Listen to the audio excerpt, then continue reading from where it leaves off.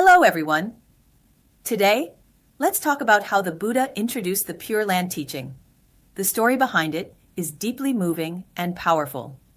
It's the origin of the Contemplation Sutra, the sutra on the visualization of the Buddha of infinite life.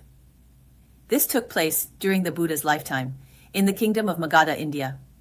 The king at the time was Bimbisara, and his queen was Vaidehi. Together, they had a son, Ajatashatru, who would later play a pivotal role in this story. Ajatashatru's fate was marked from the very beginning.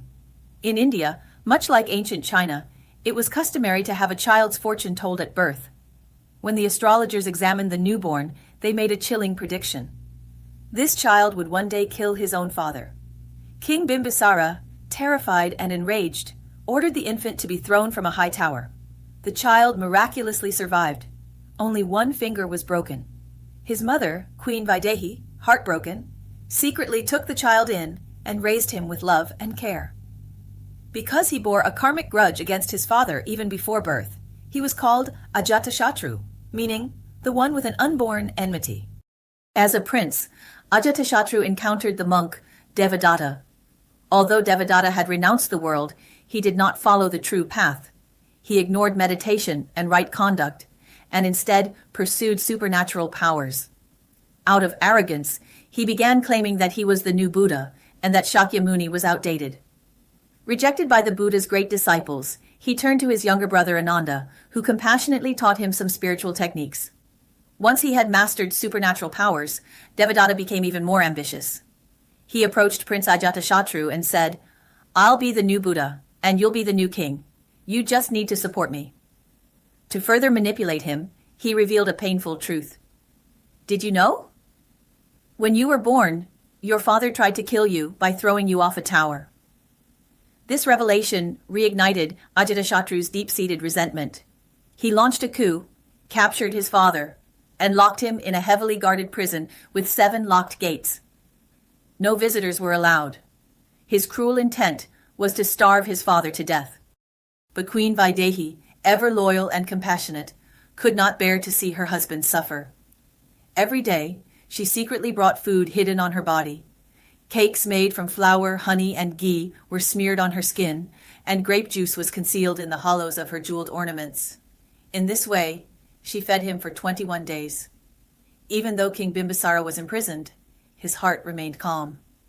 After eating, he would rinse his mouth and respectfully bow in the direction of Vulture Peak, where the Buddha resided. He prayed, "May the Venerable Maudgalyayana come and give me the 8 precepts." Out of great compassion, the Buddha sent both Maudgalyayana and Purna to the palace to teach and guide the imprisoned king. Through practicing the precepts and hearing the Dharma, King Bimbisara attained the 3rd stage of enlightenment, the non-returner.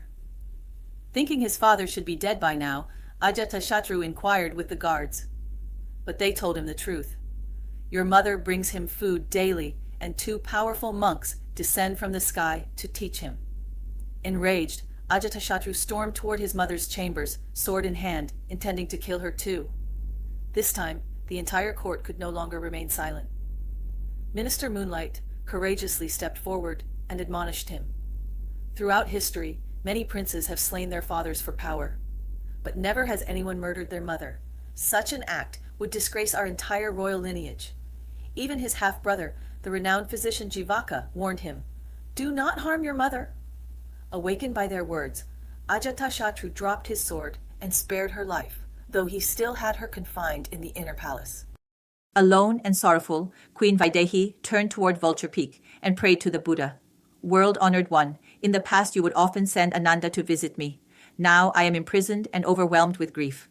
Please, kindly send Ananda and Maudgalyayana to comfort me." Her tears flowed as she bowed toward the distant mountain. Sensing her sincere plea, the Buddha immediately manifested from Vulture Peak, accompanied by the 2 venerable disciples.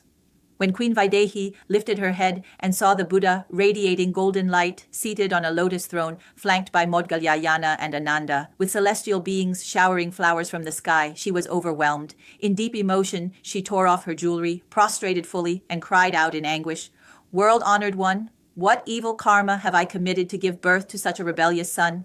I no longer wish to be reborn in this world. Is there a place free from sorrow and suffering where I can be reborn?" Please, show me the way to reach it. The Buddha did not respond to her questions about past karma. Instead, he immediately emitted a golden light from his forehead, illuminating all the worlds in the 10 directions. The light returned to his crown and transformed into a vast golden lotus platform. On that platform, he revealed countless pure and radiant Buddha lands, some made entirely of 7 precious gems, some filled with fragrant lotus blossoms, some resembling the heavenly palaces of celestial beings, and others shining like crystal mirrors. After viewing all these worlds, Queen Vaidehi chose one. She said, "I wish to be reborn in the land of ultimate bliss, in the presence of Amitabha Buddha." At that moment, the Buddha began explaining the method of rebirth in the Pure Land, what we now know as the 16 contemplations. He declared that not only Vaidehi, but all future beings, regardless of their suffering or defilements, could attain rebirth in that blissful realm if they hold faith, generate aspiration, and practice mindfulness of Amitabha Buddha. This was the origin of the Pure Land teaching. The Buddha didn't dwell on past karma. Instead, he turned Vaidehi's gaze toward the future. He didn't ask, "Why is this happening to you?" He said, "From this moment on, you can change where your life is headed." The Contemplation Sutra doesn't begin with the Buddha speaking. It begins with a mother, crying in despair, calling out for help. And the Buddha's answer is, "There is a land without sorrow. You can go there. You can begin now." This is the essence of Pure Land Buddhism, built on faith and aspiration, and relying on the compassionate vows of Amitabha Buddha to achieve liberation.